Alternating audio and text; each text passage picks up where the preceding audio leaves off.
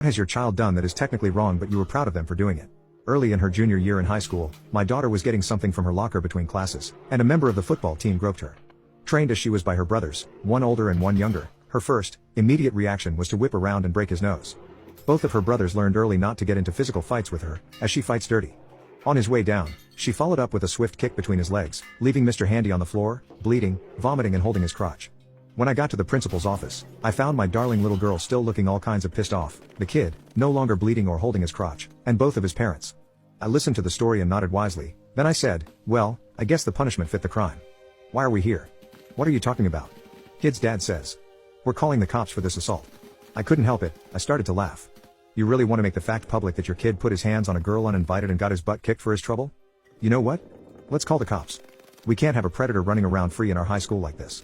Then the principal, a nice enough woman, tried to calm things down by saying that both of the kids would, of course, have detention for their inappropriate behavior. This was not good enough for me. She had done nothing wrong.